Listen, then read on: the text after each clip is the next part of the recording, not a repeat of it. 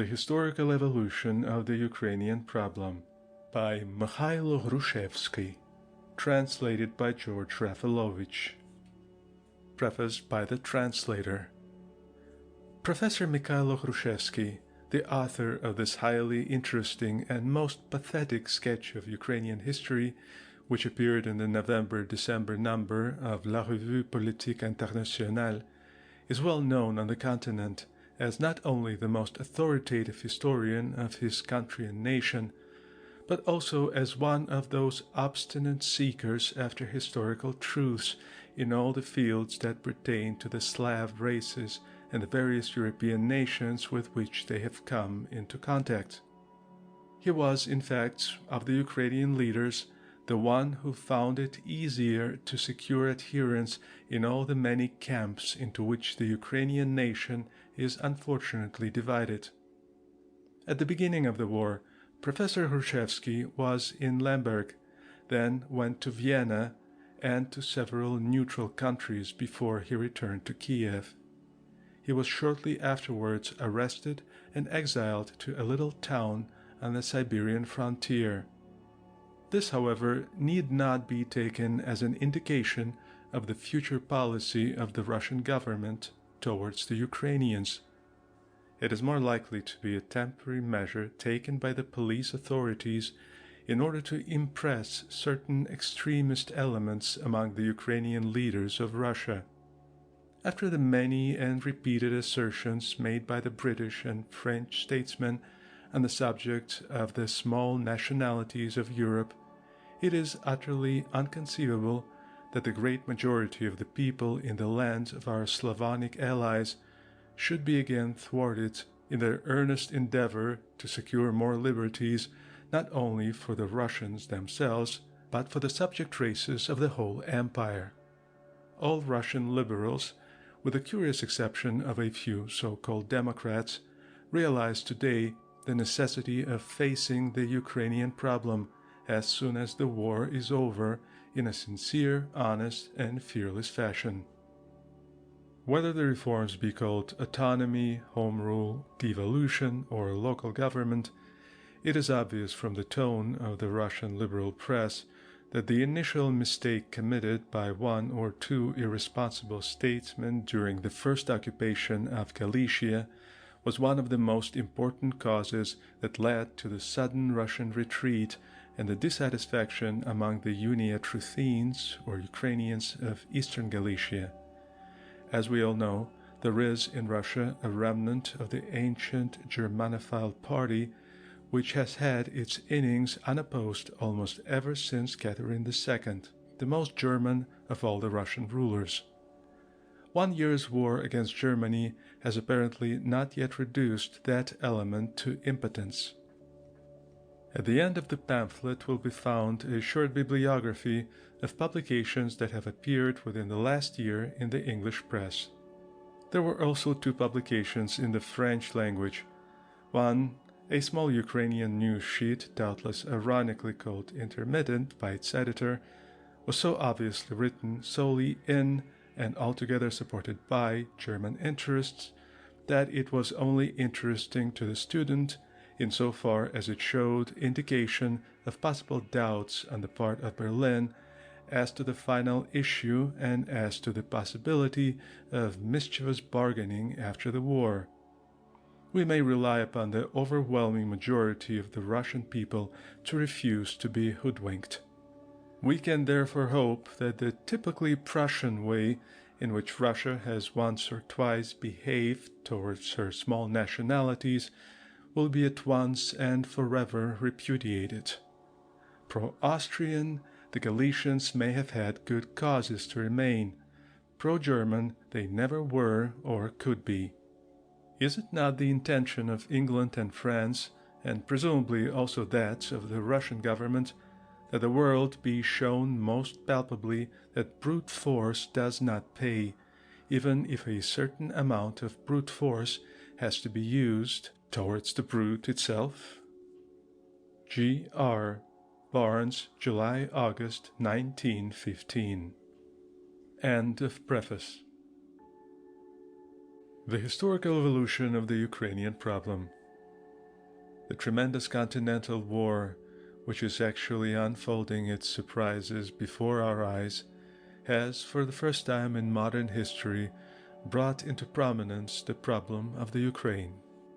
For many years, of course, people who had a presentiment of the forthcoming events attempted to determine the importance which it was necessary to attribute to this question, and what place it was to be given in the evolution of European politics.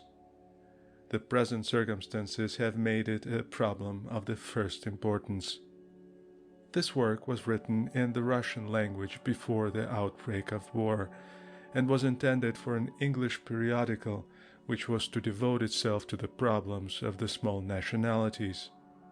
Its publication in Russian has been rendered difficult by the events through which we are passing. I have therefore taken advantage of the hospitality offered me by La Revue Politique Internationale, and hope thereby that the survey of the historical evolution of the Ukrainian aspirations will help to elucidate a problem which has been ignored too long by public opinion in Europe, in spite of its vital importance for the future. 1. General considerations. The period of the Kiev state.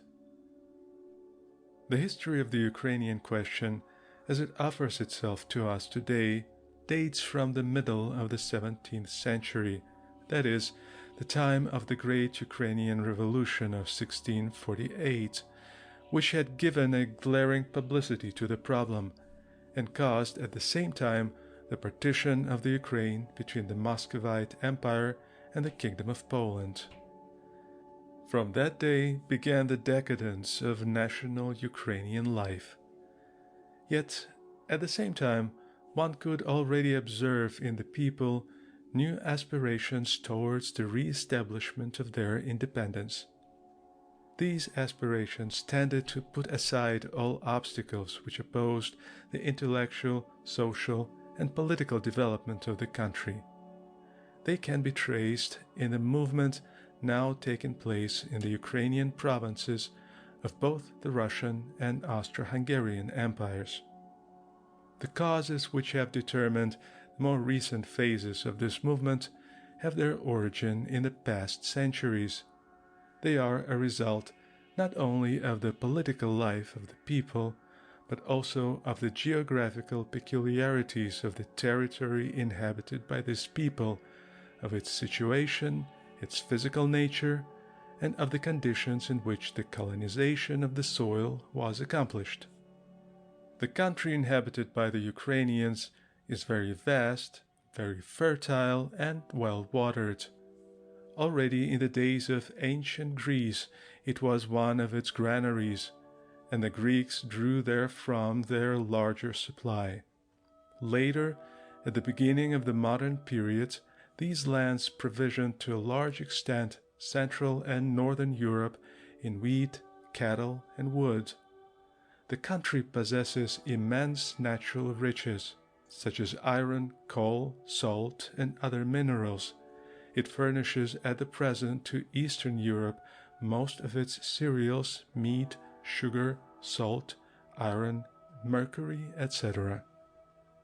From the very early times, the Ukraine has, for various reasons, awakened the thirst for conquest in its neighbors. Its situation at the center of the vast plains that join Central Europe to Central Asia, on the broad way which, so far as our memory can stretch, various peoples have always followed, and which served for the exchange of the products of civilization, for the coast of the Black Sea offers an especially favorable road for relations between West, East, and South. All this made of the Ukraine a land of dreams for each of the neighboring states, as soon as they thought of any political expansion. This longing was facilitated by the fact that the natural frontiers of the country offer almost nowhere any obstacle of importance to invasion. Not to go too far back in antiquity, it will be enough to recall the attempts made by the Greeks, by Rome, by Byzantium, by the Italian republics of the Middle Ages, then by Poland, Hungary, Turkey, Lithuania, and Russia with a view to occupy the lands. For the rest, we may leave out the study of the means employed by these nations in their attempt to appropriate this territory or to exploit for their own ends the natural riches of the Ukraine, its commercial highways, and its relations with other countries extending beyond the Caucasus with Mesopotamia, Central Asia, Persia, India, and China. The same tendencies to be found in the minds of the conquerors marching from east to west, such as the Persians in the time of Darius, the Arabian caliphs, or the Turks of Central Asia and Turkestan. Each political organization, which in turn exercised its sway over Ukrainian territory, proceeded in the same fashion. As soon as it acquired a certain amount of power, it sought to extend its possessions or its sphere of influence over the neighboring territory east or west. The Slav migration, which drifted towards Ukrainian territory with especial vigor between the 6th and 8th centuries, gave the country to the southern group of Eastern Slavs. It is from them that the real Ukrainians are descended. Footnote: the words Ukraine and Ukrainian have only recently been used as signifying all the inhabitants of the Ukraine and the whole territory inhabited by them. They are now also used to designate the different phases of the historic evolution of this race. We see from the documents we possess that these phases are first found in the 12th century and are used for the frontiers of the Ukrainian territory at that period. The events of the 17th, 18th, and 19th centuries, which have made Eastern Ukraine the center of the national, political, and intellectual life of the country, have led to the word Ukrainian being applied to the entire nation in place of the old names of Little Russians or South Russians. These terms themselves had formerly replaced the word Rus, which was also used in the first instance for the southern Ukrainians, as soon as the name Rus was employed to designate also the inhabitants of Great Russia and the western territory occupied by them. These changes of appellation led to much confusion. End of footnote. These people settled in the region of the middle and lower Dnieper, the Bug, and the southern Dniester. They also occupied a considerable portion of the Don, from whence they were later driven out during the 9th and 10th centuries by the Magyars and the Pazinaks, who expelled them from the shores of the Black Sea. The political and social evolution which followed this period of colonial expansion ended by forming a state in the region of the Dnieper with Kiev as the center. This became the state of Kiev. As soon as it had shaken off the yoke of the Khazars, the Norman conquerors, and the rulers of Byzantium, and assimilated new influences from east, north, and south, it entered upon a period of intense activity and expansion from the 9th and 10th centuries onward. It sought the command of all the commercial highways of Eastern Europe and aimed at the extension of its power over the Slav nations of the East and other parts who had migrated to the territory crossed by these great highways. In so doing, Kiev had to combat a serious rival, namely Novgorod, the most northern site of Norman influence, which contained in itself important commercial and political interests. In the early pages of the Annals of the State of Kiev, 11th century, one often perceives a trace of this rivalry, from which Kiev always emerged victorious. The princes of Kiev, Sviatoslav died 792, Vladimir the Great, 1015, Yaroslav, 1054, founded the hegemony of Kiev and the Ukraine on a solid basis owing to the political system of this state, also called Russian state. Footnote: the origin of the word Rus is not yet known. It is certain, however, that in the 11th and 12th centuries, and perhaps even earlier, this word was closely associated with Kiev and its territory. End of footnote. Their possessions extended from the mouth of the Kuban to the San in the west, in the north to the big lakes and the tributaries of the Volga. The most important centers of control for these distant regions were Kiev, Chernigov, and Pereyaslavl. It was here that the political and intellectual activity of Eastern Europe centered at this period. Christianity, brought about by Vladimir the Great in 990, owing to Byzantine influence, became the basis of the new civilization of Kiev, which was modeled on the ecclesiastical hierarchy, the literature, and the art of Byzantium. This civilization, together with the laws of the state of Kiev, made a path for itself through southern Ukraine towards the north and east, right through the territory named White Russia and Great Russia up to the Finnish region. The hegemony of the Ukrainian towns in the valley of the Dnieper was not long preserved, however. The pressure from the Turks, which made itself felt in the 11th and 12th centuries, was especially powerful in the territory of Kiev and Pereyaslavl. It shook the economic foundations upon which the authority of these towns was based, gradually wearing away the colonization which was afoot in the southern region. The countries of the north and northeast found themselves in a much more favorable condition in this respect. The Slav colonies in Finnish territory, situated on the northern Volga, where a new race of mixed Slavs and Mongols from the east sprang up, the Great Russians, became in the middle of the 12th century headed by the princes of the younger branch of the Kiev dynasty, the Pereyaslavl branch, a powerful principality whose leaders, in the last half of the same century, made vigorous efforts to ruin the Kiev hegemony and to establish themselves on the ruins of this state. It was to this end that the dissensions which the history of the Ukrainian princes relates were encouraged. The younger branch is made jealous of the Kiev princes, the commerce and the well-being of the nation grow less, and the esteem in which the metropolis is held disappears. These are the conditions under which the rivalry waxed between the new state of Great Russia, from which sprang later the Principality of Moscow, and the Ukrainian metropolis, and to which was due in great measure the ruin of the political system of Kiev, which was already making itself felt at the beginning of the 13th century. End of chapter 1. 2. The decadence of the political life of the Ukraine. The decadence of the state of Kiev does not by any means coincide with the ruin of the life of the Ukraine as a state.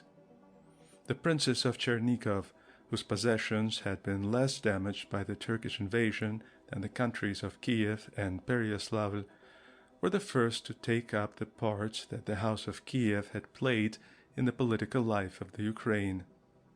But these attempts were not successful, for the Mongolian invasion of 1239, which overflowed the territory of the Dnieper with tremendous vigor, soon deprived the Principality of Chernigov of its remaining independence.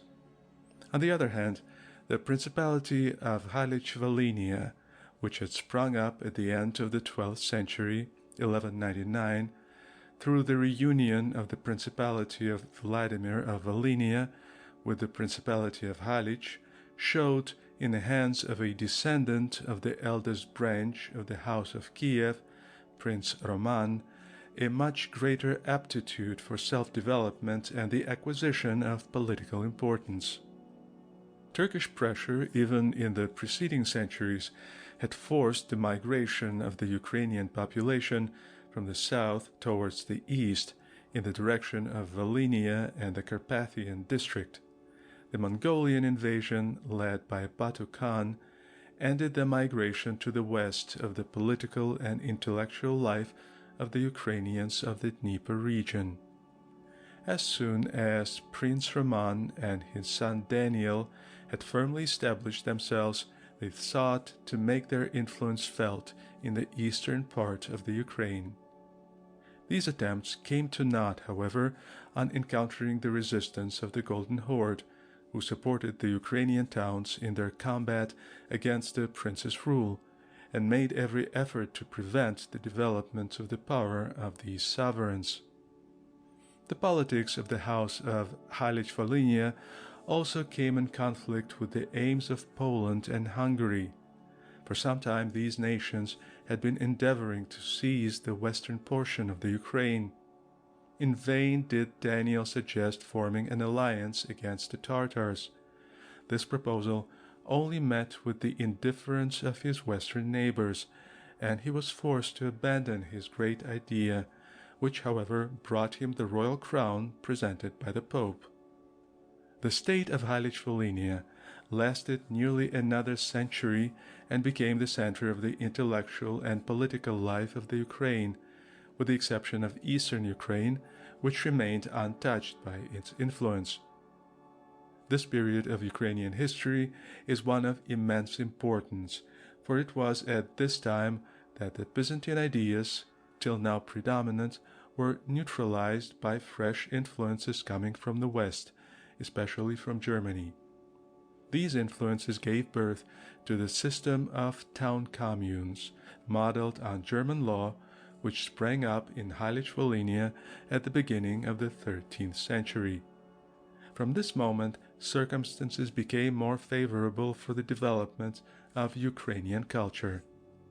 But the alliance between Poland and Hungary through the Treaty of 1336 was soon to put an end to the West Ukrainian state.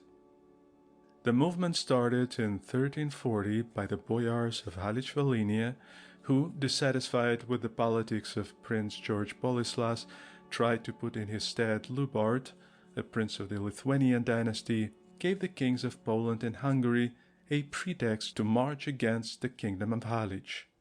A bitter struggle began for the possession of the countries dependent on this kingdom, and eventually led to the annexation by Poland of the district of Halich and Holm, thus putting an end not only to the political independence of the country, but also ruining the power of the nobles, boyars, and rich townspeople, and destroying the old social system of the Ukraine. The blow was the heavier because at that moment the kingdom of Halich-Volhynia had become the last refuge of the national inheritance. On the other hand, political and national life, under the leadership of Lubart, continued its course in Volhynia, which had defended itself from the Polish attacks. It was during the same century that the important principalities whose leaders were princes of the Lithuanian dynasty, i.e. those of Kiev, Chernihiv-Hever, Turov-Pinsk, and the Pripyat district, took their rise in the regions of the Dnieper. Here continued the old social system, the legal traditions, and the culture of the Kiev period, though in a less virile form, no doubt on account of the shocks they had undergone. Here they continued to live or developed new lives. As a rule, the ancient institutions, as well as the tradition of the Kiev period, were upheld by the Gedimine dynasty. The principle of Lithuanian politics was not to interfere with the national inheritance. Moreover, it often happened that the protectorate of suzerainty of this dynasty was accepted willingly, as in the case of Volhynia. On ascending the throne of the principality they had conquered, the Lithuanian princes accepted the religion and nationality of their new subjects. They protected the church and the national traditions, and respected the ancient system and the legal institutions. In this way, the traditions and the political life of the Ukraine continued into the middle of the 15th century, with the exception of a few changes and interruptions, under the government of princes who were themselves subject to the suzerainty of the Grand Dukes of Lithuania. one must wait until the death of Svitrihailo, Prince of Volhynia, died 1452, and of the Simeon Olelkevich, Prince of Kiev, died 1470, to see the central and eastern regions of the Ukraine definitely take their place among the ordinary provinces of the Principality of Lithuania. From this time, the Ukraine became subject to the immediate reaction of a social and political evolution, which, following the ties drawn ever closer of Lithuania and Poland after the political union of these two states, 1385, exerted about this time a most unfavorable influence upon the Ukrainian and White Russian element, as well as on its national interests and traditions. Thanks to the secular conservatism of the Lithuanian kingdom and to the principle of national autonomy on which the constitution of this state was founded, the new forms of a social order based on Polish models won ground much more slowly in the Western territory, which was under the immediate domination of Poland.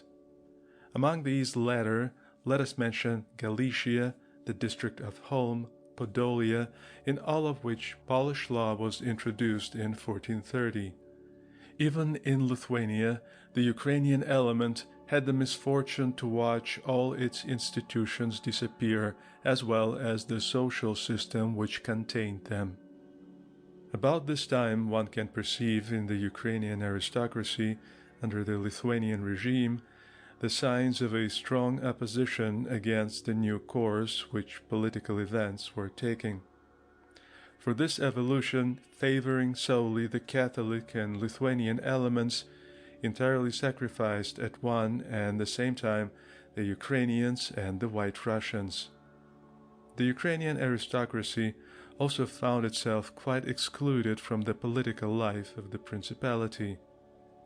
In the same way as the Lithuanian Polish element strengthened itself by the solidarity created by the common Catholic faith, the Ukrainian aristocracy of that period sought help from its co-religionists of Muscovy.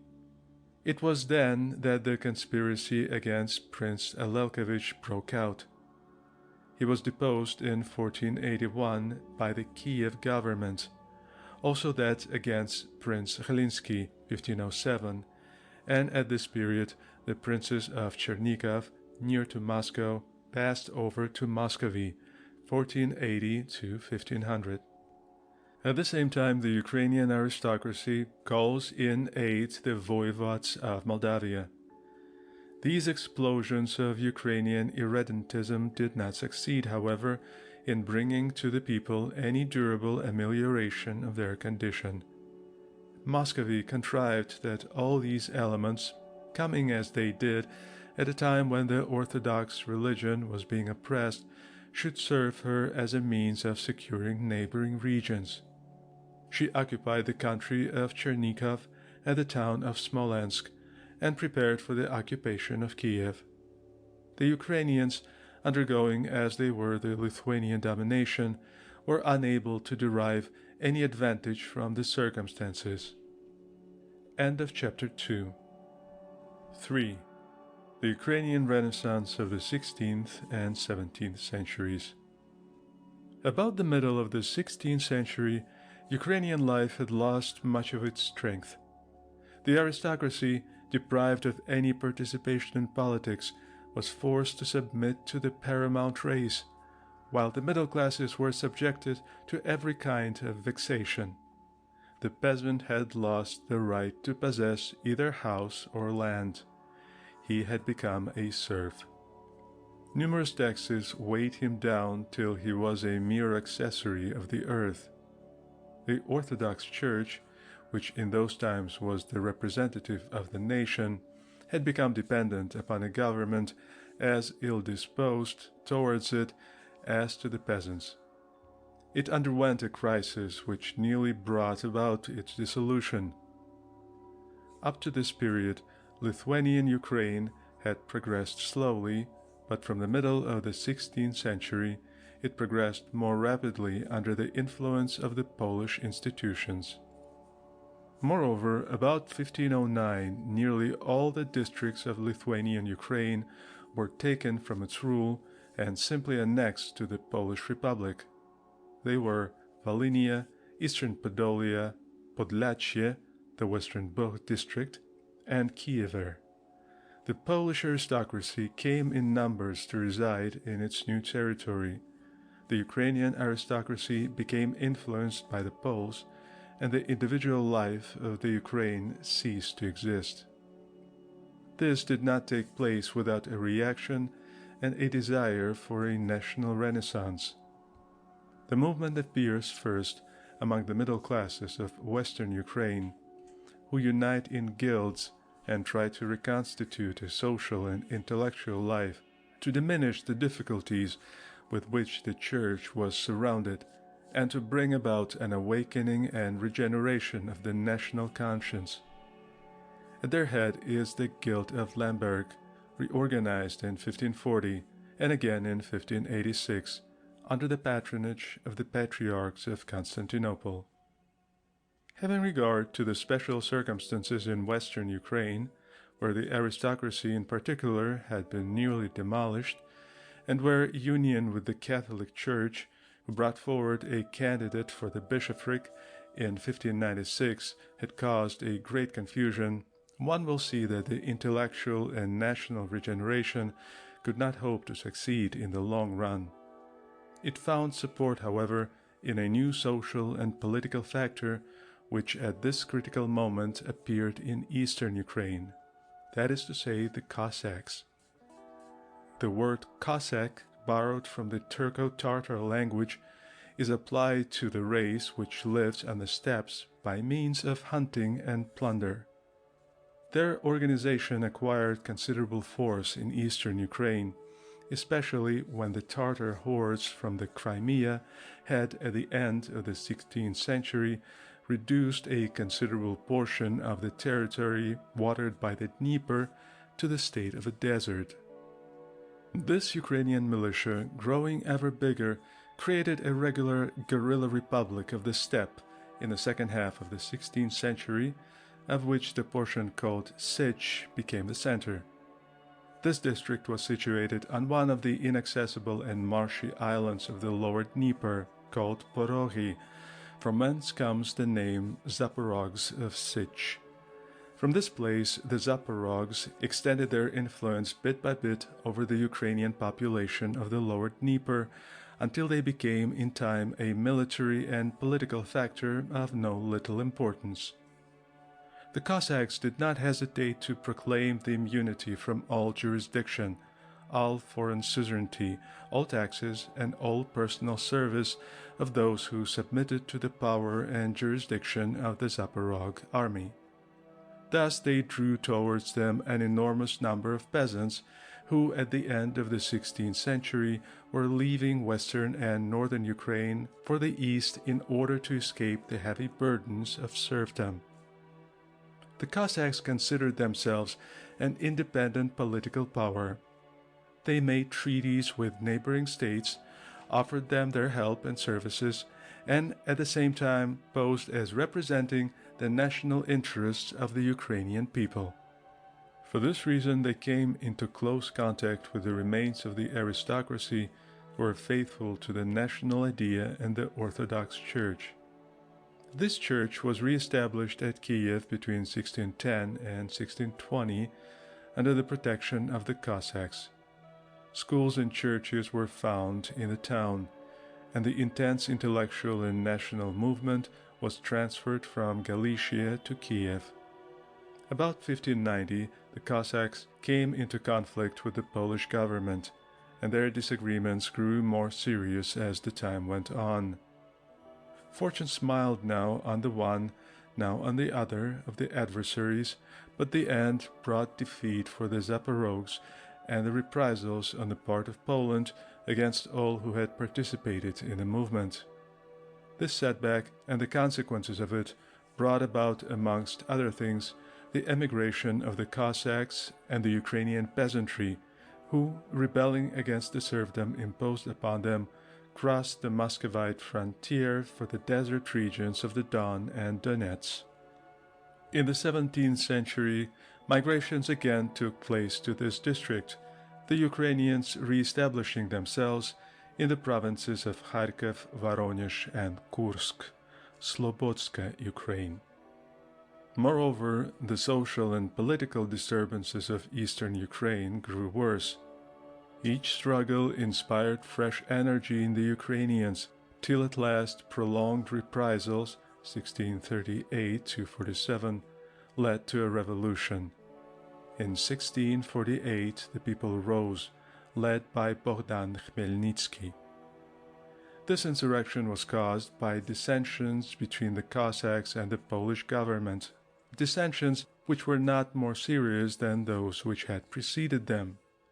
Circumstances, however, were favorable, the leader was talented, and the movement, contrary to all expectations, became of supreme importance.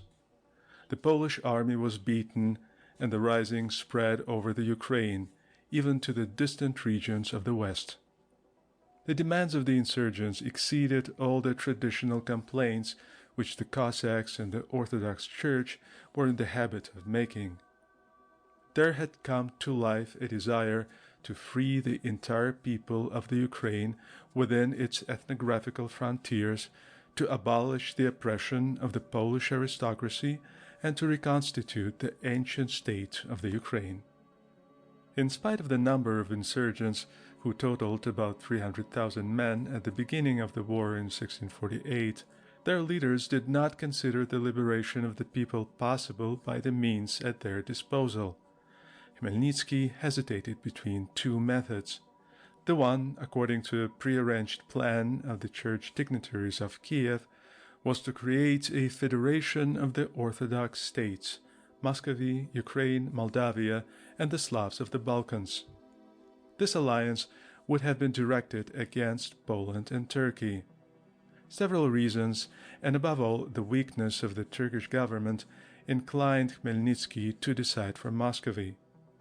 For some time, Muscovy had not dared to accept the protectorate of the Ukraine.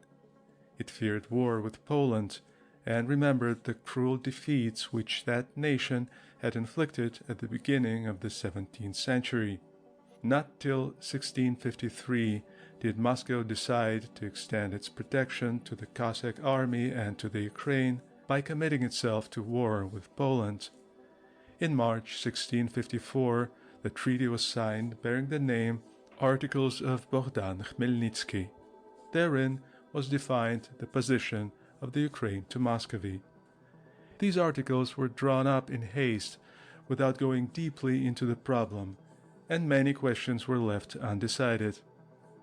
The pourparlers which preceded the signing of the treaty showed at any rate that Khmelnytsky did not hesitate at any concession, provided that the Muscovites went to war with Poland. The uncertainty attaching to several points in the treaty explains why the theorists of political law, whether Ukrainian or Russian, have never been agreed as to the true nature of the juridical relations established between Muscovy and the Ukraine by the Treaty of 1654. Some of them see in it the establishment of a theoretical union, some see a real union. Many experts are of the opinion that the treaty made the Ukraine a vassal of Muscovy, others, on the contrary, that it assured it a national autonomy on a broad basis. The most important clauses guarantee a free choice of hetman, that is to say, the supreme head of the Ukrainian state, an office which was created under the protection of the Cossack army, 1648–54, as well as the right to engage in diplomatic relations with other states, the complete independence of the tribunals, the choosing of a leader for the army of Ukrainian Cossacks, over whom the hetman had supreme command, and lastly, the independence of the Ukrainian Church. The treaty, on the other hand, makes no mention of the part to be played by the Muscovite government in the civil and economic administration of the Ukraine. It came to pass, as a matter of fact, that the organization of political and monetary affairs was left to the hetman, but the Muscovite government refused to guarantee for the future the security of these administrative branches. Differences soon arose between the two countries on this point as on that of the autonomy of the Church. This the Muscovite government recognized in the treaty, but afterwards sought to suppress at all costs. Moreover, during the last years of the reign of Khmelnytsky, a complete rupture with Moscow was in course of preparation. The Ukrainian government counted on the help of Sweden and soon tried to conclude a treaty whereby this nation should promise help to the Ukraine. Furthermore, it was to guarantee the independence of the country and the integrity of its territory. The Ukrainian men of affairs wished to bring it about that their country should rank as a neutral nation under the protection of its neighbors. End of chapter 3. 4. The struggle for Ukrainian nationalism in the 17th and 18th centuries. The aspirations of the Ukrainian political leaders came into conflict with the course taken by the Muscovite government, to whom the Ukraine was bound by the Treaty of 1654.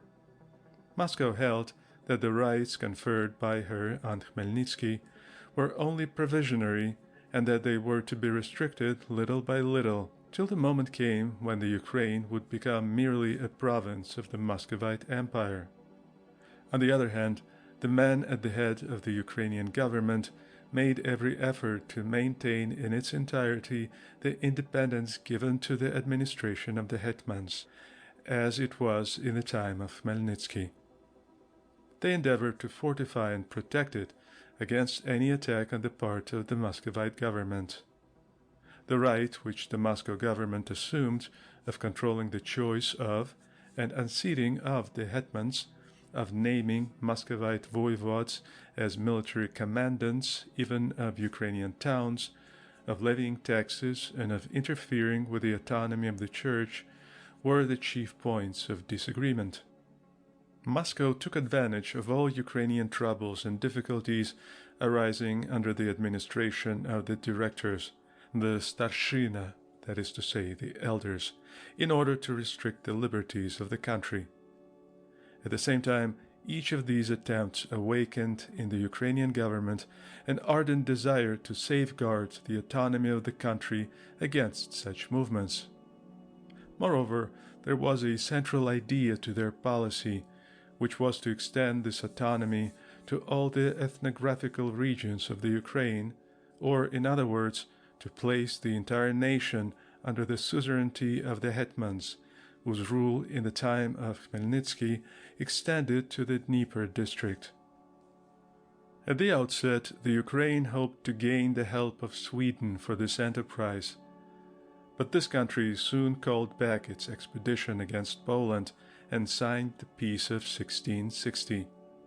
After these happenings, Hetman Vyhovsky, in order to shake off the yoke of Moscow, decided to make a treaty with Poland whereby this kingdom should give to the Ukraine, or to the Principality of Rus, autonomy on a broad basis, which should raise it to the rank of third member of the Polish Union, together with the Principality of Lithuania, Hadach Union, 1658. The Ukrainian government issued a manifesto whereby it notified the European powers of its rupture with Moscow, giving as the reason the treaty with Poland brought about by the attempts of the Muscovite government to destroy the autonomy of the Ukraine and to meddle in the local affairs of the country. The turn which Ukrainian politics had taken made a deep impression on Moscow, which was now ready to give up its pretensions to administer local Ukrainian affairs and even to withdraw the voivodes from Kiev. But it was not long before the worthlessness of the new treaty became apparent. Poland, now seriously weakened, was incapable of helping the hetman to any great extent. Moreover, the Ukrainian populace, fearing a return of the oppressive rule of Poland, were in no way anxious to re-establish relations with the new ally. Neither did Poland desire to stand loyally by the treaty to which she had just put her seal. She considered that the concessions made by the Hadach Union were excessive. The Ukrainians, on the other hand, found them insufficient. Vyhovsky was obliged to give up his post as hetman, and his successor returned to the former policy in their dealings with Moscow. When this happened, the Starshina tried to guarantee its autonomy against any intrusions from the Muscovite government. But this latter, cured of the doubts arising out of the Treaty of Hadach, went back to its old program. The events which came about during the administration of Vyhovsky had thrown light on the differences existing between the ruling class and that portion of the populace animated by liberal ideals. These folk disapproved of the efforts of the Starshina to become a privileged class, and from this time onward they watched its politics with suspicion. The Muscovite government did not fail to use this social rivalry for its own end, i.e. to combat any Ukrainian aspirations towards a greater national autonomy. To bring about this end, an agreement was entered upon with Poland, by the terms of which the Ukraine was to be divided between the two countries. The treaty, dated 1667, secured to Poland all the Ukraine west of the Dnieper, with the exception of Kiev and its environs, which were to remain under Muscovite rule. This partition created great dissatisfaction among the Ukrainians, who saw in it a breach of the former treaty and an attack on the vital interests of the land. The hatred of the people for Muscovite politics led to the serious rising of 1668, in which the whole of eastern Ukraine rose as one man against the agents of the Muscovite government and massacred the garrisons they had placed in the country. The hetman Doroshenko, 1665–76, placed himself at the head of the partisans of autonomy, who had remained faithful to the old ideal of the union of all the Ukrainian territories in one Cossack state. The Poles and Muscovites having become reconciled, he sought other alliances, especially with the princes of Brandenburg, and gained eventually the help of the Turk. The Porte took the Ukraine under its protection as a vassal state, and promised assistance to reconquer the liberty up to the ethnographical frontiers as far as Przemysl and Sambor, and the banks of the Vistula and Niemen, even to Sievsk and Putyvl. As a matter of fact, after the campaign of 1672, Poland was forced to renounce her claim in favor of Doroshenko to that part of the Ukraine bound by her old frontiers. Treaty of Bulhach, 1672. A new campaign was in preparation for the following year in eastern Ukraine to put an end to the pretensions of the Muscovite government. The abandonment of this plan gave Moscow time to recover from her hesitation. Moreover, the Turkish army had behaved very badly on Ukrainian territory during the expedition of 1672, so that the people rose in mass and showed great opposition to the policy of Doroshenko. A great emigration of the whole people took place from the regions situated on the right bank of the Dnieper, and the population passed to the other side of the river. Doroshenko lost his footing. His attempts to extract from the Muscovite governments a few at least of the concessions he desired failed. He was forced to surrender his title of hetman, and the centralizing policy of Moscow was again victorious. The autonomy of the Ukraine became further restricted. In particular, the independence of the Church disappeared. The Muscovite dominion seemed to be definitely established. It was only shaken by the wars of the North and the successes of Charles XII in Poland and Russia. The Ukraine still remembered the treaty signed with Charles X, predecessor of Charles XII, as well as her attempt to secure complete independence with the help of Sweden. These plans had not succeeded, but neither had the inception of them proved disastrous, as had been the case with so many of the other political alliances. The most fervent partisans of autonomy sought to persuade the hetman of the period, the renowned Ivan Mazepa, not to let so favorable an opportunity escape. But the old hetman hesitated, fearing to take a false step, and he only took his place at the side of Charles XII when this latter entered Ukrainian territory, 1708. It was too late. The Muscovite army had also invaded the country to such purpose that the hetman did not even manage to join the Swedish army with all his regiments.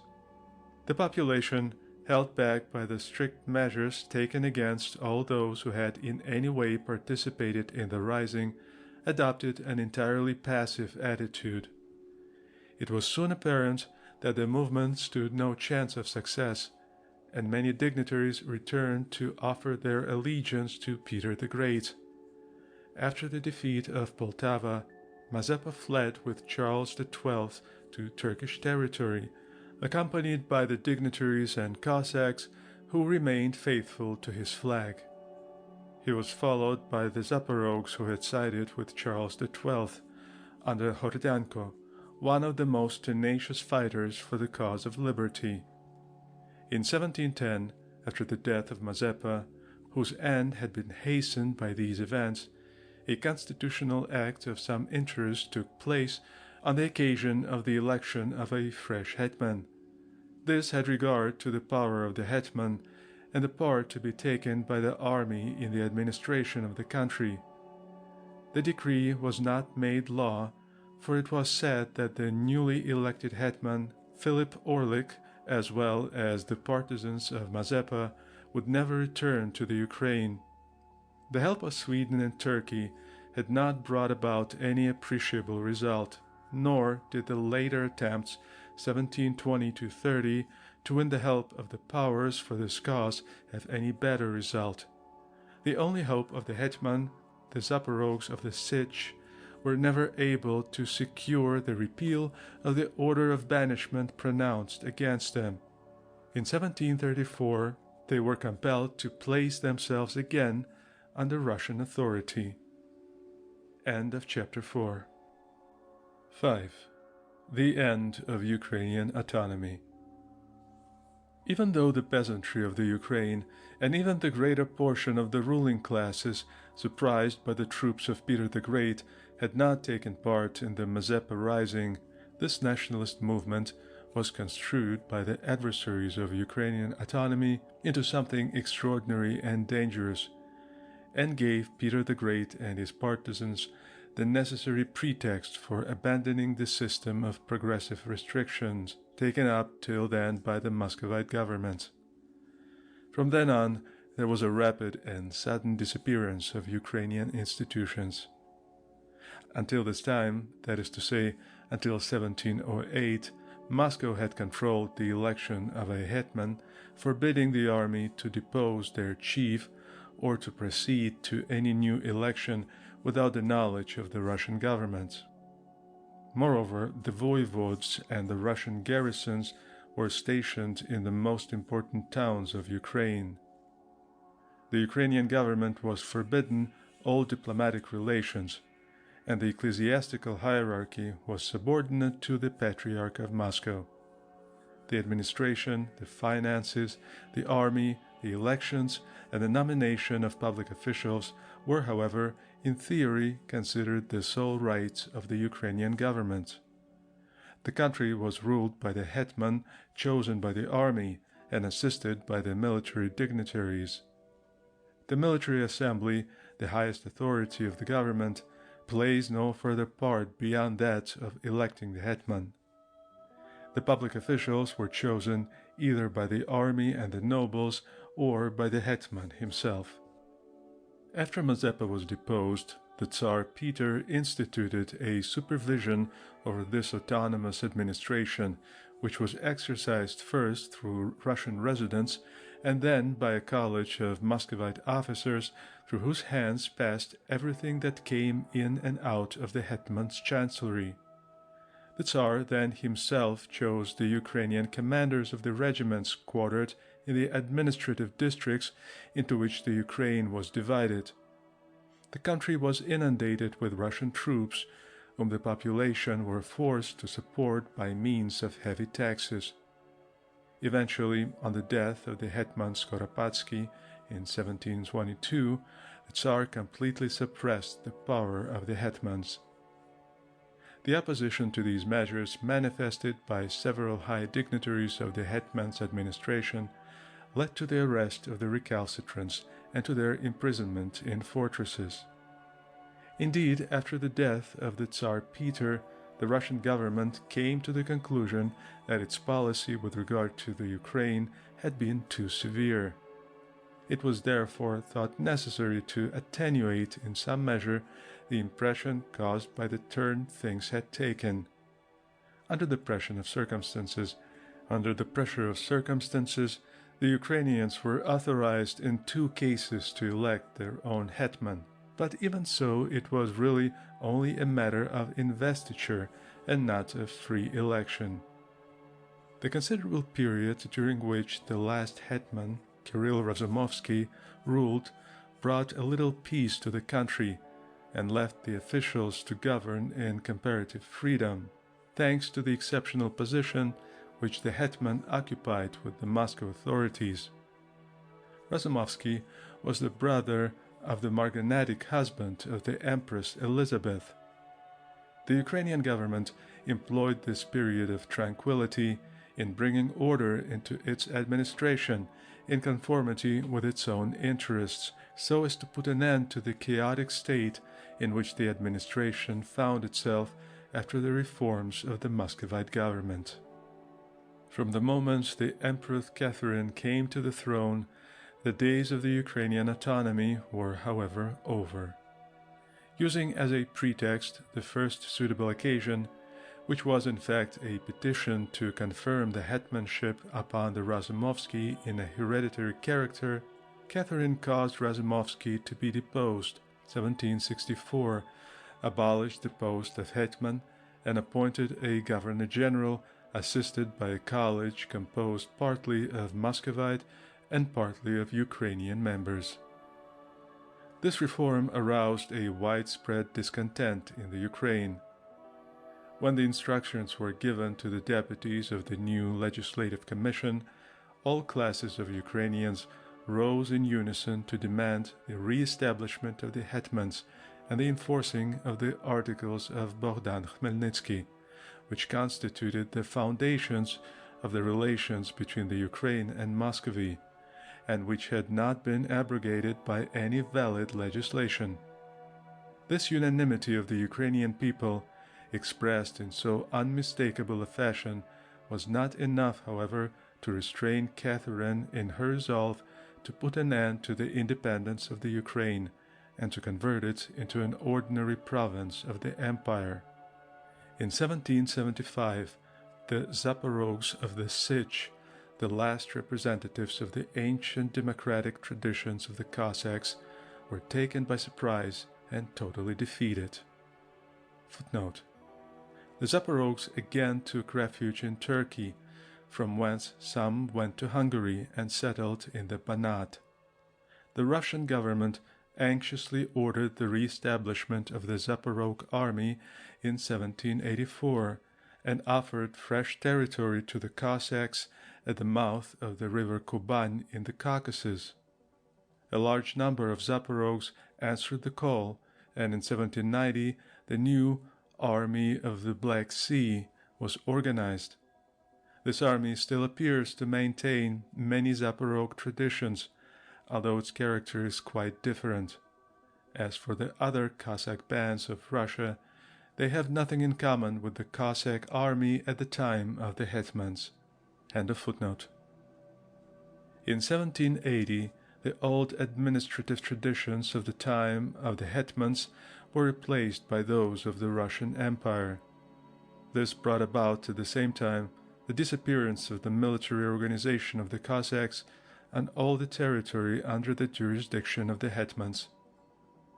Prior to this, reforms of the same character had been introduced in that part of the Ukraine known as Slobodskaya, which possessed similar institutions to those of the Ukraine of the hetmans, even though from an administrative standpoint this territory was immediately dependent on the central government of the empire. The protests of the population that were formulated in 1787 were never anything more than a dead letter. In order to crush the opposition of the ruling classes, who were the most prominent politically, the empress made use of a method frequent in Russian politics. This was to proclaim that the reforms undertaken were for the sole purpose of protecting the people from exploitation at the hands of the starshina. This did not, however, prevent Catherine from subjecting the Ukraine to serfdom in its most cruel form in 1783, nor from abolishing such of their old liberties as the Ukrainian peasants still continued to enjoy. Contemporaneous with these measures for the abolition of political life of the Ukraine and the destruction of its national character, earnest efforts were made to break down its intellectual independence. The College of Kiev, which later became an academy, which had flourished under the protection of the Cossacks and had risen to the highest rank in Ukrainian political life, was menaced with dissolution by the Muscovite government, which was only held back from its attempt by the fear of arousing too profound a discontent throughout the country. Moscow refused to grant the demands formulated later by the Ukrainians to transform this college into a university and to build another at Baturin, the capital of the Ukraine at that time. This long-felt wish had been expressed in a general way at the Union of Hadach in 1658.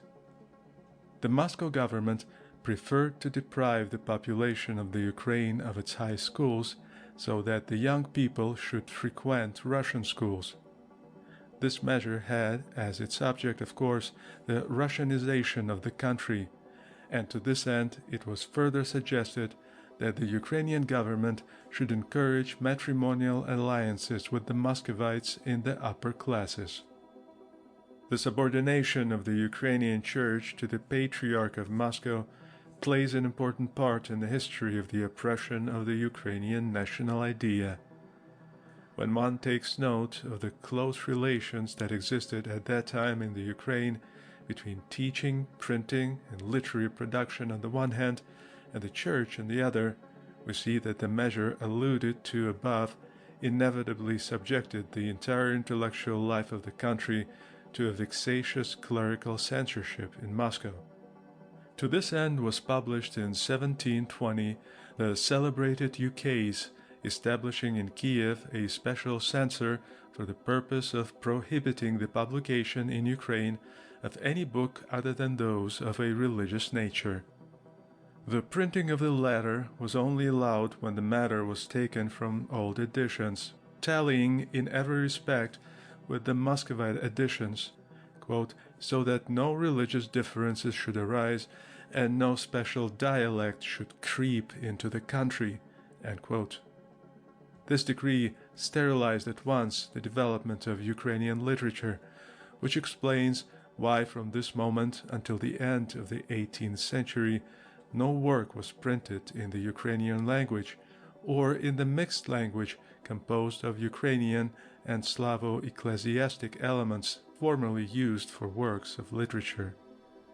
The Guild Laura of Kiev was not even able to obtain permission to edit a Ukrainian Bible, even though it was able to show that the Ukrainian population absolutely refused to use Muscovite Bibles. It is convenient to observe here the severity with which the Russian government persecuted anything which might be a reminder of Ukrainian independence. Moscow did not hesitate in this respect before instigating the most cruel acts of violence against the most worthy and most distinguished people. It exercised an oppressive influence on the population, compelling it to restrain every sign of patriotic aspiration and forcing it in a general way to reduce its national life to a minimum. Consequently, memories of the old national life grew fainter and fainter by reason of the Russianizing imposed upon the superior classes. The evil results of the submission of the Ukrainian Church of the Hetmans to the Patriarch of Moscow were not limited to the national life of eastern Ukraine. The hierarchical unity that existed between it and eastern Ukraine suffered as a result, and a definite schism arose between the two churches. The outcome of this measure was consequently to widen further the intellectual, ecclesiastical, and political divergences which already existed owing to the national frontiers and the different lines between eastern and western Ukraine. All of this was no small help to the successful Polonizing schemes which on the one hand threatened the life of the peasantry of western Ukraine, while in eastern Ukraine the Russian element also gathered strength. End of chapter 5. 6. The national life of the Ukraine in the first half of the 19th century. In 1772, when Poland was first divided up, western Ukraine, now eastern Galicia, became part of the Habsburg Kingdom in virtue of certain long-standing claims of the Hungarian crown to this country.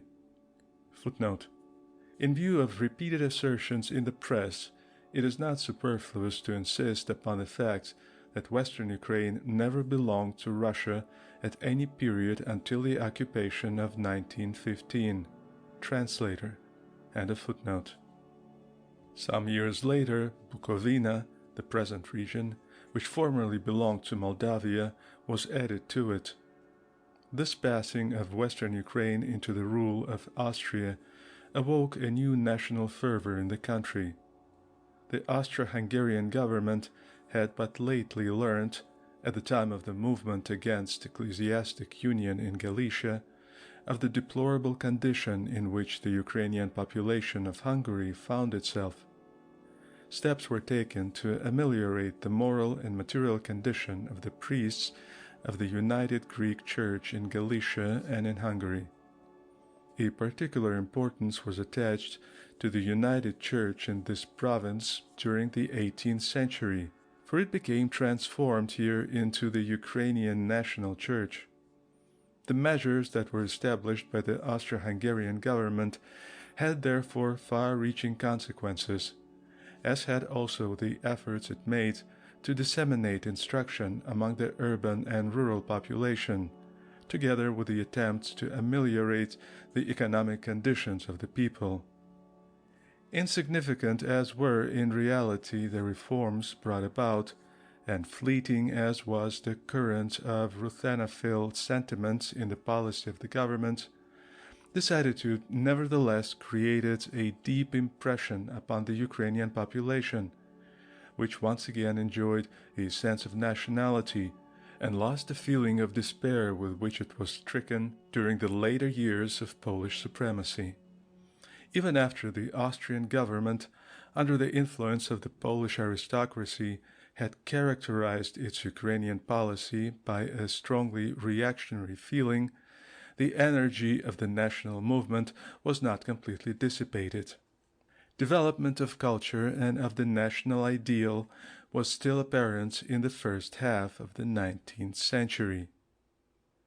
On the other hand, the Ukrainian territory which had fallen to the share of Russian rule on the partition of Poland, Volhynia, Podolia, the land west of the Bug, and that around Kiev, had no cause to look for any revival of nationalist aspirations.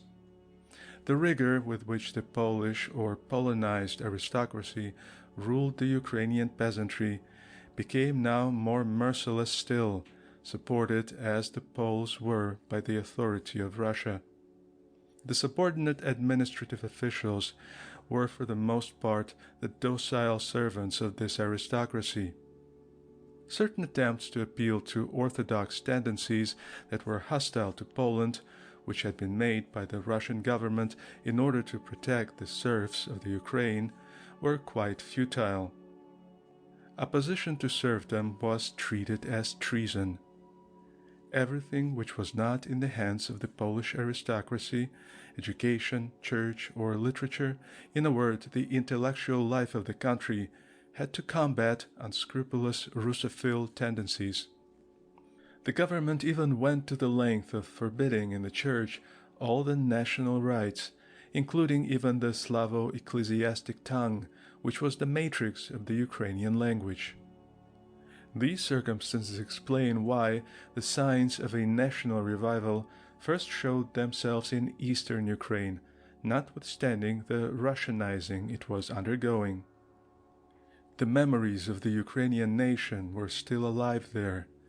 In spite of all the social advantages conferred by the government of the ruling classes at the time of the abolition of the constitutional rule of the hetmans, the intellectual aristocracy suffered much in spirit at the loss of national autonomy.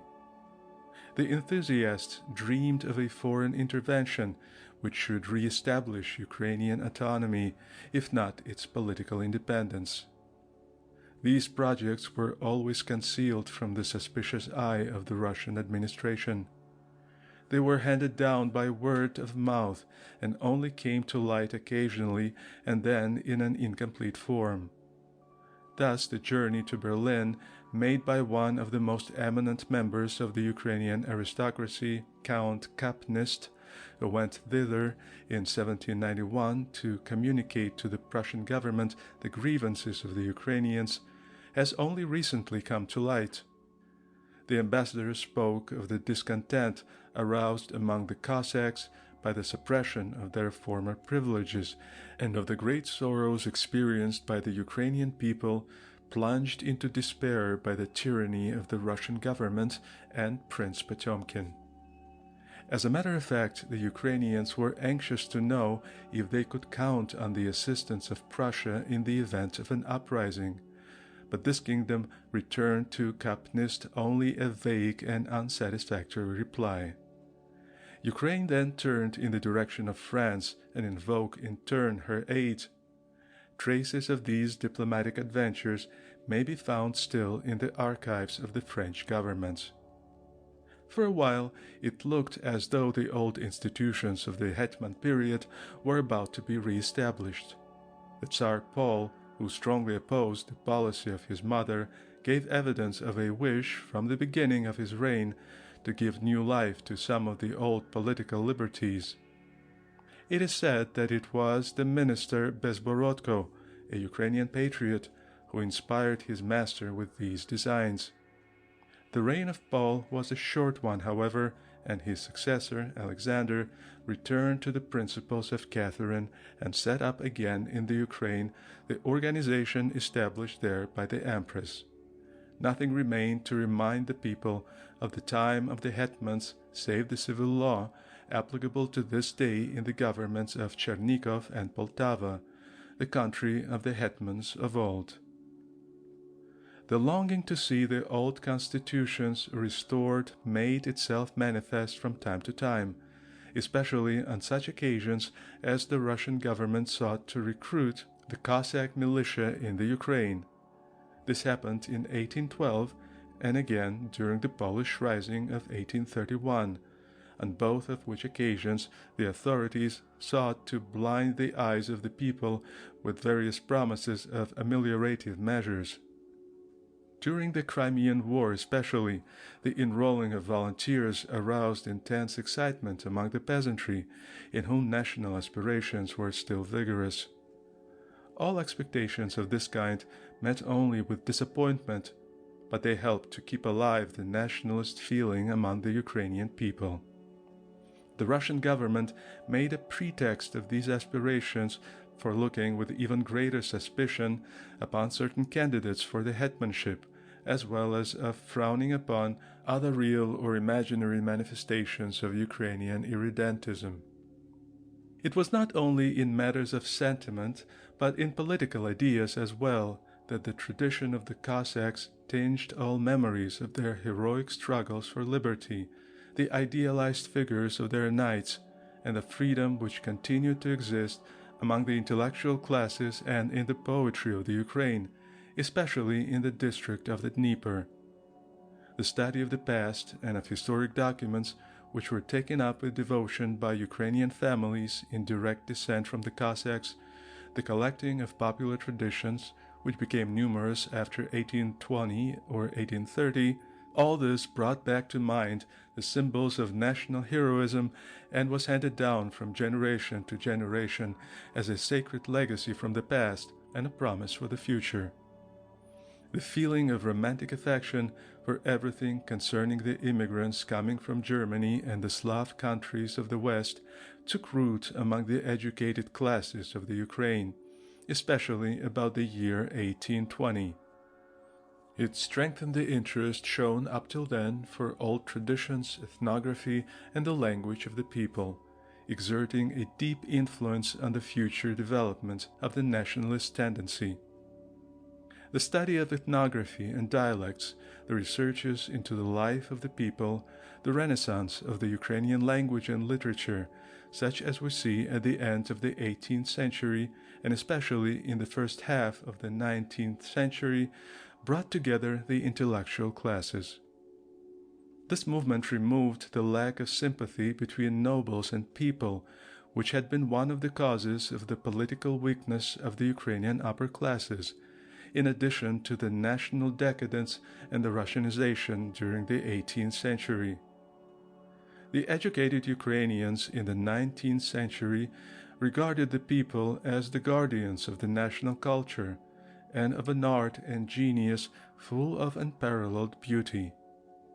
This recognition of the aesthetic value of the people slowly gave birth to a social and political democracy founded on the sentiment of an ultimate alliance with the people, which alone could be the foundation of Ukrainian regeneration.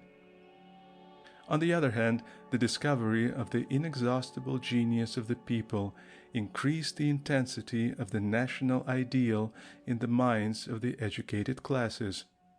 A people of such numerical strength, covering such a vast extent of land, which had kept its patriotism intact in spite of all the difficulties created by political and religious disintegration. A nation which had maintained the fundamental purity of its language, its customs, traditions, and poetry, which had founded such a remarkable material civilization, such a nation could not disappear, for it contains in itself the promise of its own resurrection. Such are the principles which make up the faith of educated Ukrainians as the tendencies we have endeavored to point out develop. Profiting by the old mistakes, the governing classes of the Ukraine assert their ideal from a firmer standpoint. End of chapter 6. 7. The development of the Ukrainian ideal about the middle of the 19th century. Under the influences of which we have just spoken, and thanks to the ideals imported from Western Europe, Ukrainian political thought abandoned its aspirations towards an independence that was no longer feasible, as well as to the establishment of a Cossack state, in order to replace them by a realizable political program adapted to the existing circumstances. The oldest of these programs that was in any way realized dates from 1846. It was started by the Ukrainian organization of Kiev, known as the Guild of Cyril and Methodius, which played an important part in the course of later events. This body was organized at the beginning of the year 1846. It included the most eminent representatives of the Ukrainian learning, the poet Shevchenko, the ethnographist Kulich, the historian Kostomarov, the lawyer Hulak, etc., and soon found many partisans. As one of them says, the number of members of the guild was raised to 100 in the space of a year in the different towns of the Ukraine, and this in spite of the secret nature of the body. The guild aspired to a Slav federation, an alliance between the quote-unquote Slav republics, of which that of the Ukraine would be a member. They desired a democratic and liberal constitution, which would abolish privileges and classes and everything in fact of a nature to debase the people. Absolute freedom of speech, of thought, and of religion was to be guaranteed. Measures were to be taken to educate the people and to enlighten their political conscience. They counted on the creation of a popular literature to attain this end, on the bringing together of the upper classes and the people, and of working on the mind of the youth of the lycées and high schools so as to instill into them the ideas of confederation. Actually, all this political activity was killed at birth. For in the year 1847, one of the students informed on the leaders and denounced them, with the result that they were arrested and condemned. This repression put a stop to any development of political thought in the Ukraine, now that the most talented and active leaders were reduced to silence. When they returned from their exile and assumed their patriotic task, circumstances such as the suppression of serfdom in Russia and the amelioration of the lot of the peasantry compelled them to labor chiefly for the comfort of the peasants.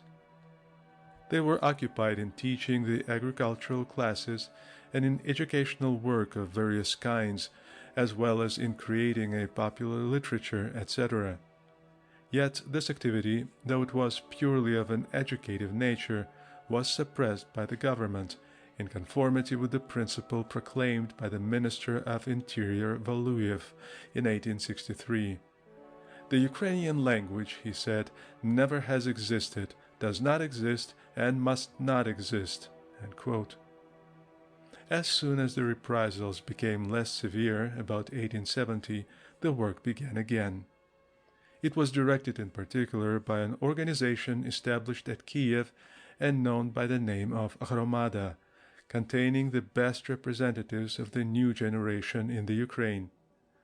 As in the preceding period, its activity was concentrated chiefly in the direction of general culture, scientific researches, studies in history, and ethnographical work. Moreover, efforts were made to develop the literature, the music, and the theater of the Ukraine. The Ukrainian ruling classes disapproved of the secret revolutionary or terrorist organizations, which attracted towards them the greater part of the Ukrainian youth. They reproached them for their centralizing tendency and their lack of interest in the national aspirations of the downtrodden peoples of Russia, especially those of the Ukraine.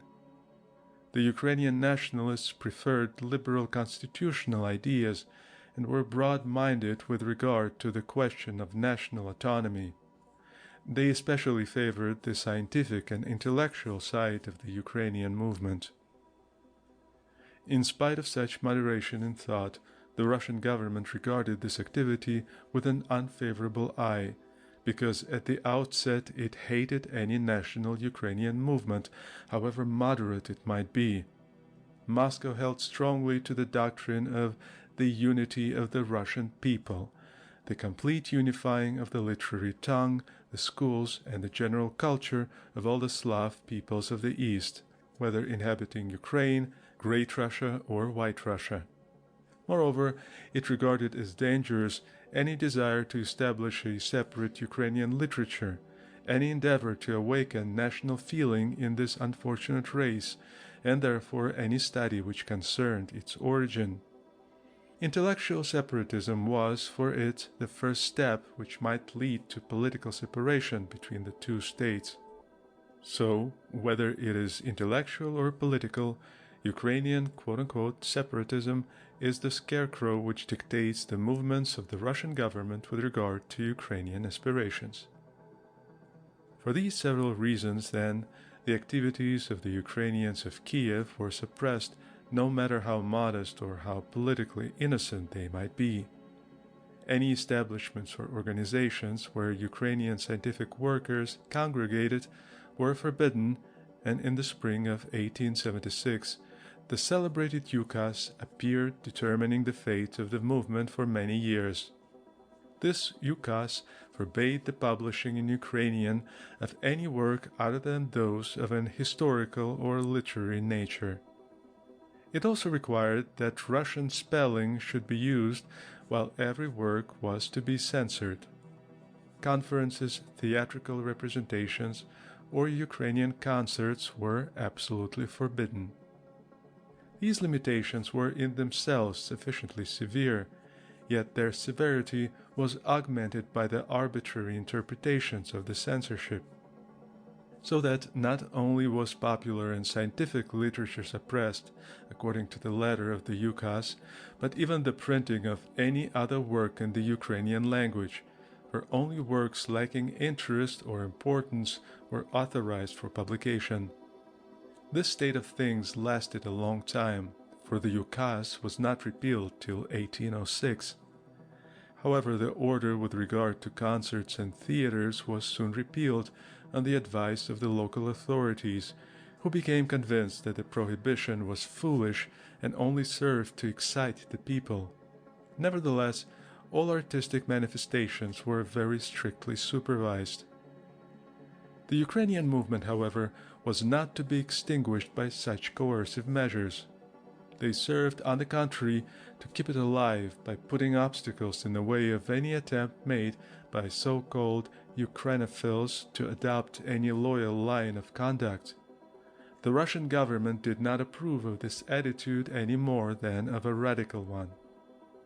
The impossibility of simply suppressing the Ukrainian movement was from now onwards demonstrated. It was to be explained by the political and intellectual force acquired by the nation during the 19th century. A lasting success had already been secured to it in the domain of literature and general culture.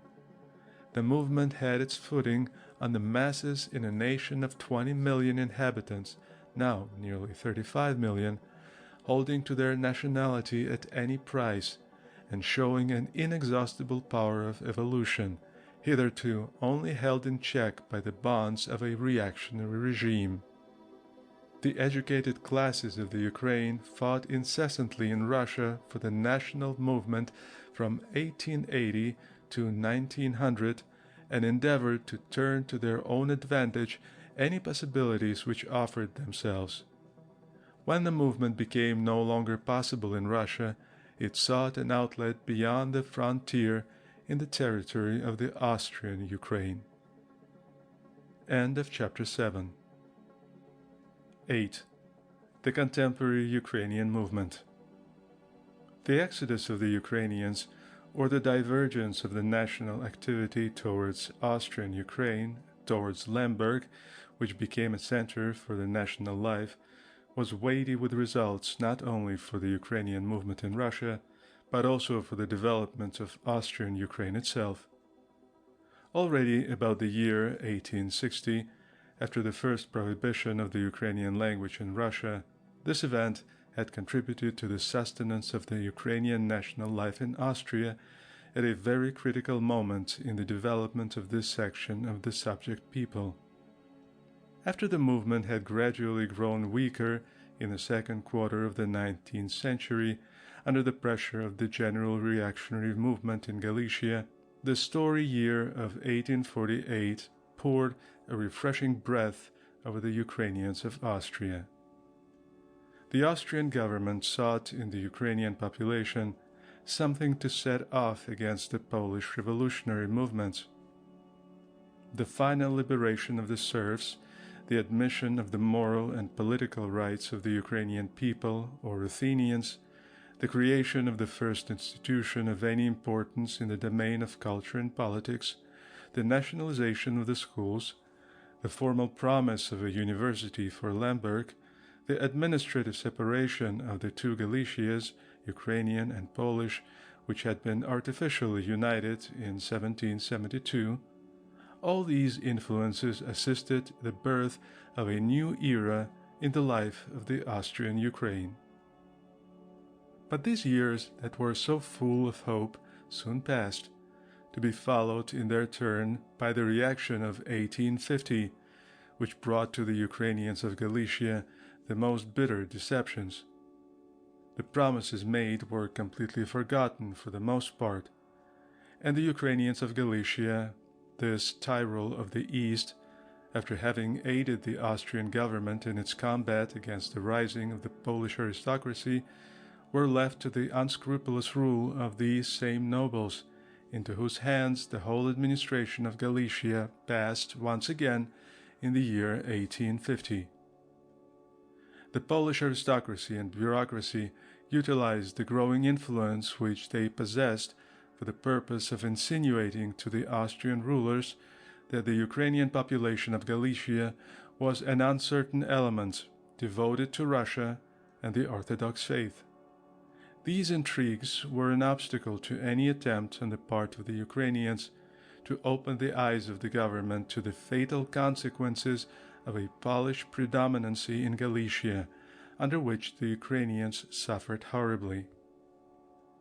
Thus arose a painful crisis in the national life of the Ukrainians of Galicia.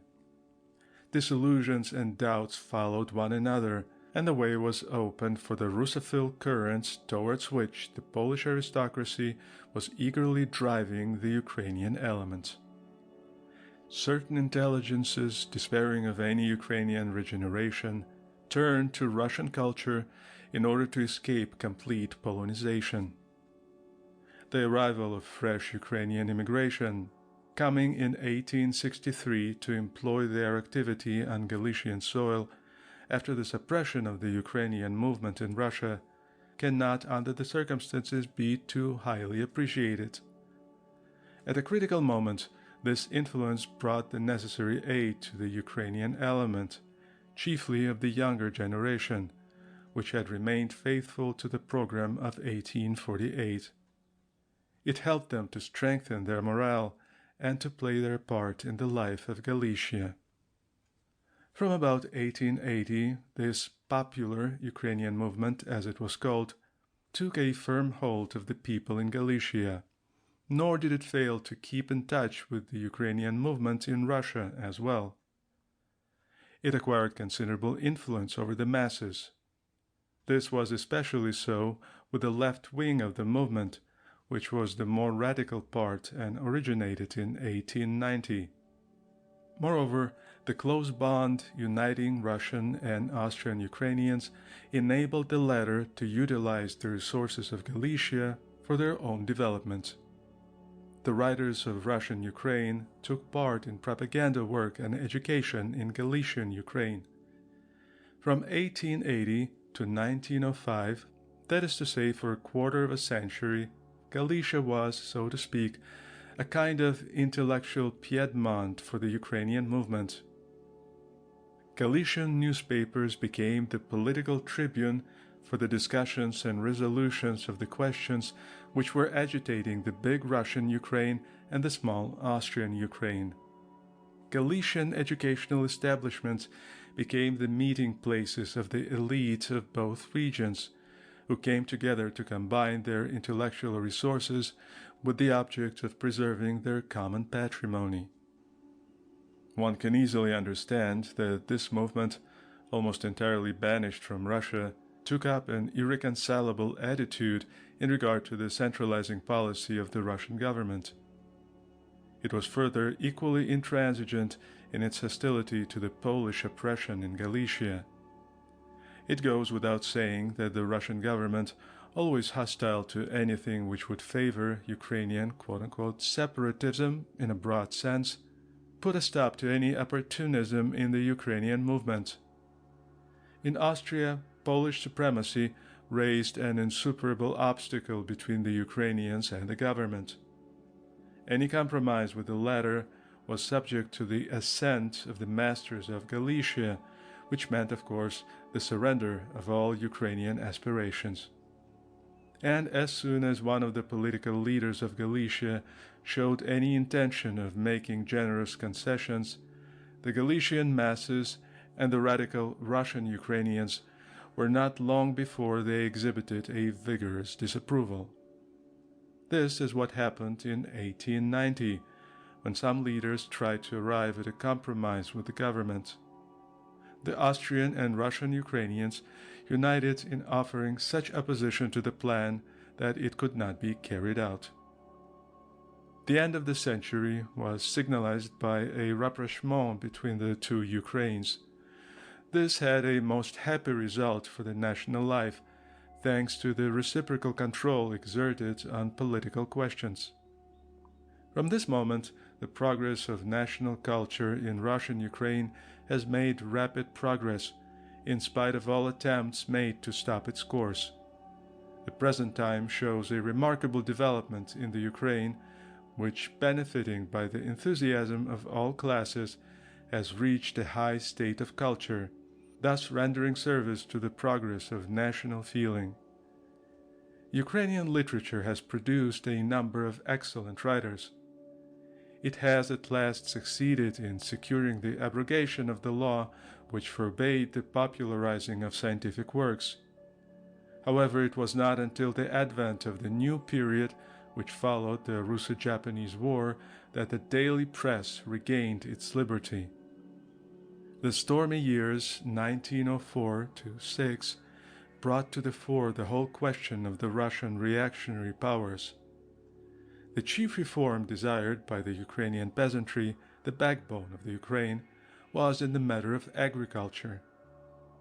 The educated classes concerned themselves with the solution of political questions. With the spokesmen of other disinherited races, they unite to give voice to the national grievances. Their first demand is for the repeal of the law forbidding the use of the Ukrainian language.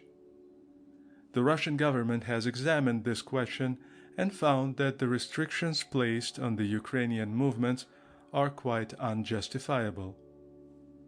In answer to a question from the government, the southern universities and those of Russia have given a similar reply. The Petrograd Academy addressed a memorandum to the Russian government proving that the current conception that the Russian literary language, Great Russian, was employed by the whole of Russia was false and did not include the Little Russians, Ukrainians. In the most positive manner, this memoir affirms the right of existence of the Ukrainian language and literature. In spite of this, the delay brought about in the progress of the language was not immediately dissipated. This only occurred in 1906, when the law concerning newspapers was repealed. This law did away with all restrictions in respect of special idioms, under which term the Ukrainian language was included. From this time on, the Ukraine was freed of its shackles and was enabled to found papers, associations, and all kinds of organizations with a certain amount of freedom. The Constitution of 1906, although it left many restrictions still in existence, enabled the Ukrainians to choose their representatives. As a consequence, the first and even the second Duma contained an important fraction of deputies elected by Ukrainian peasantry. Yet the short duration of these assemblies prevented the representatives from accomplishing anything of importance.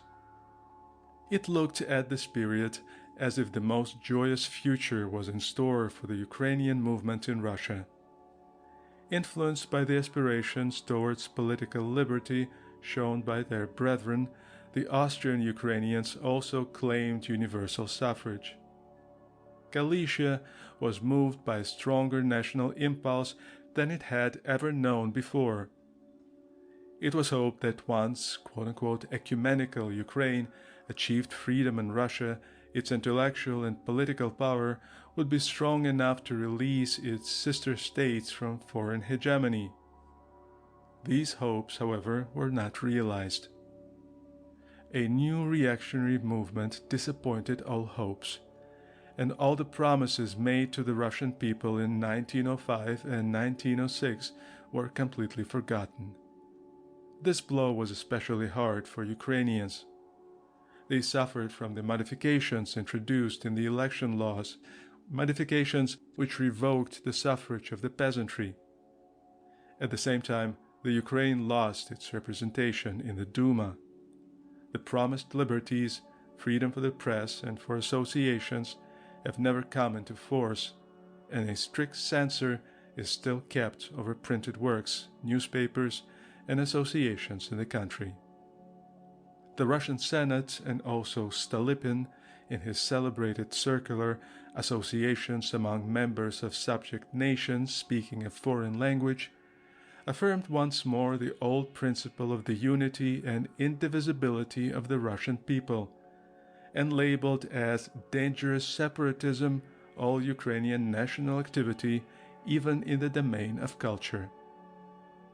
There is certainly a strange contradiction in the fact that Ukrainians, as members of an indivisible Russia, are forbidden to use their own language, and that at the same time they are considered as quote-unquote people of a foreign tongue of the empire, who must undergo restrictions for the benefit of quote-unquote the Russian people. The Ukrainian associations which were set on foot in former years were nearly all dissolved, and the establishment of new ones was forbidden. The daily and periodical press were subjected to intolerable administrative restrictions, so much so that it became impossible for it to reach the agricultural community. Anything which showed the slightest sympathy for the Ukrainian ideal was considered as a crime, and the most vigorous reprisals were taken against officials, employees, students, etc., suspected of nationalist sympathies. The Ukrainian movement in Russia was forced back to its old position. Nor were the Austrian Ukrainians spared the most cruel disillusions in their turn. They saw their chances of improving their condition disappear as the hope of a solution of the Ukrainian problem in Russia faded away. The electoral reforms had proved inadequate, and the new Volksparlament, on which were set such great hopes, appeared absolutely powerless either to solve the complicated problem of nationalities or to reduce the general chaos to order. Polish domination lost none of its rigors. Moreover, the government, not wishing to quarrel with the Poles, stipulated for a compromise between them before they would promise any amelioration in Ukrainian conditions. Under governmental pressure, and in spite of the opposition of Ukrainian opinion, a compromise was brought about at the beginning of 1914 on the basis of a reform in the law concerning the elections to the Galician Landtag. This arrangement soon proved itself to be insecure. Under the blow of the survival of the old aspirations and the disillusions they had received, there arose a party in the Ukraine who wished to attempt once again the fight for the independence of the country. Such hopes, which are found in the associations of the nationalist youth at the end of the 19th century, awoke once again with renewed energy in spite of the ill luck which had always hitherto pursued them. But the majority of educated Ukrainians only see in such aspirations a utopia whose realization would bring about a political cataclysm. Since it has been shown that the position of the Russian Ukrainians has no attractions for their Austrian brethren, while on the other hand the lot of the Austrian Ukrainians governed by the Poles does not seem at all enviable to the Russian Ukrainians, the educated classes of both Ukraines have come to the conclusion that it is preferable to strive for a broad administrative autonomy suitable to both monarchies without having recourse to extreme measures. Footnote. Moreover, many are of the opinion that an economic rupture with the metropolis would be a risky and dangerous undertaking. End of footnote. But even this policy has met with many difficulties in Austria, combated as it has been by the groups of Polish leaders. The same has happened in Russia, where, without counting the government, the liberal educated classes, although in close contact with the elite of the Ukraine, were yet hostile to the idea of autonomy. It is only about 1913 and 1914 that one observes a change of opinion among the progressive parties in Russia. Then, for the first time, do the claims of the Ukraine seem worthy of any attention. Such liberal views characterize the well-known efforts made in the Duma of 1913-1914 by the Constitutionalists, the Socialists, and the Labour Party. Such was the situation when, sooner than one expected, there broke over Europe the cataclysm from which one expects a radical transformation of the conditions of existence of many subordinate nations and the solution of numerous problems. It is difficult to say whether it will solve the Ukrainian problem. Whatever may happen, those who have followed the development of this question know that if present events do not bring about a solution of it, or at least open the way to such a solution, it will remain a source of new convulsions, not less terrible than those of today. Let the statesmen say to themselves, the Ukrainian question will not be solved by ignoring it or by further oppression. It can only be solved by adopting a policy of active realization in regard to the two Ukraines. End of Chapter 8. End of the historical evolution of the Ukrainian problem.